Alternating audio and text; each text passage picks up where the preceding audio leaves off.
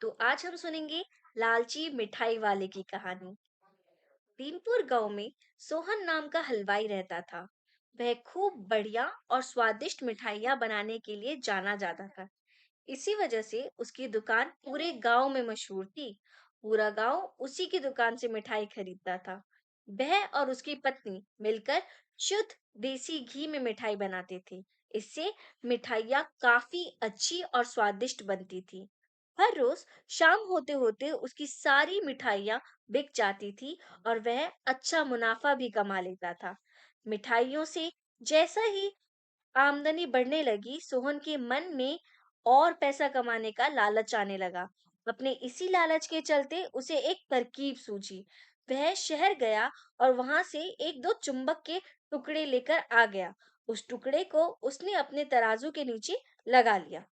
इसके बाद एक नया ग्राहक आया, जिसने सोहन के पास से 1 किलो जलेबी खरीदी। इस बार तराजू में चुंबक लगाने की वजह से सोहन ने अधिक मुनाफा कमाया। उसने अपनी इस तरकीब के बारे में अपनी पत्नी को भी बताया, लेकिन उसकी पत्नी ने सोहन की बात को नहीं माना। उसे उसकी इस चालाकी को नहीं पसंद किया। उसने सोहन को समझाया कि उसे अपने ग्राहकों के साथ इस तरह की धोखेबाजी नहीं करनी चाहिए, लेकिन सोहन ने अपनी पत्नी की बात बिल्कुल भी नहीं सुनी।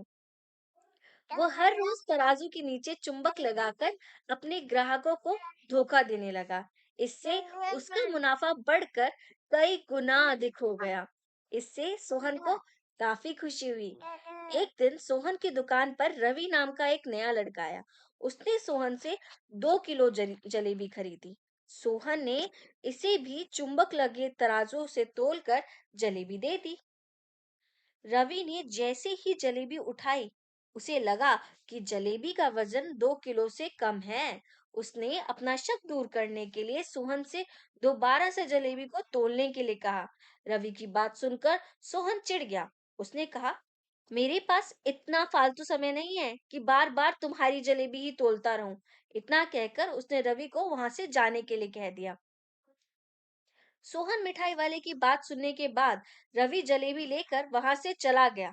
वह एक दूसरी दुकान पर गया और वहां बैठे मिठाई वाले से अपने जलेबी तोलने के लिए कहा।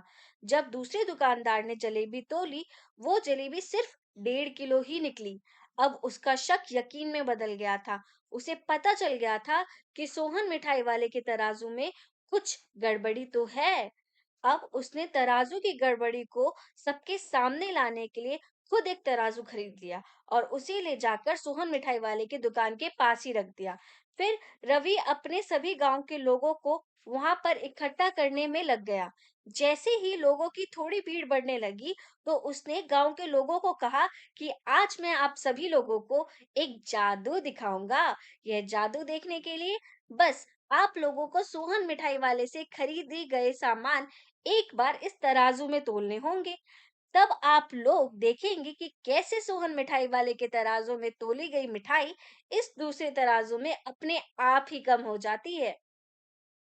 कुछ देर बाद एक दो लोग मिठाई लेकर रवि के पास पहुंचे, तो उसने ऐसा करके भी दिखाया। इसके बाद सोहन की दुकान से जिसने भी मिठाई खरीदी थी, सभी ने रवि के तराजू में आकर अपनी मिठाई को तोला। तो सबकी मिठाई 250 ग्राम से लेकर आधा किलो तक कम निकली। यह सब देखकर लोगों को काफी हैरानी हुई। अपनी दुकान के पास ही यह सब होता देख सोहन मिठाई वाला रवि से झगड़ा करने लगा। उसने लोगों को बताया कि रवि यह सब नाटक कर रहा है, अपनी बात को सही साबित करने के लिए। रवि सीधे सोहन मिठाई वाले का तराजू लेकर आया और तराजू में लगा चुंबक निकालकर सबको दिखाने लगा। यह देखकर गांव वालों को बहुत गुस्सा आया। सबने मिलकर उस लालची मिठाई वाले को खूब मारा। अब उस लालची मिठाई वाले को अपने लालच और उसके कारण की गई गलत हरकतों पर पछतावा हो रहा था। अपने गांव के सभी लोगों से माफी मांगी और वादा भी किया कि भविष्य में वो ऐसी कोई भी जालसाजी नहीं करेगा। सोहन की इस धोखेबाजी से पूरा गांव नाराज था, इसलिए लोगों ने उसकी दुकान से जाना काफी कम कर दिया। इधर सोहन के पास पछताने के अलावा कुछ और नहीं बचा, क्योंकि वो पूरे गांव वालों का भरोसा खो चुका था। कहानी से सीख हमें ये मिलती है कि कभी भी लालच नहीं करना चाहिए। हमेशा ईमानदारी के साथ अपना काम करने से ही इंसान का नाम होता है।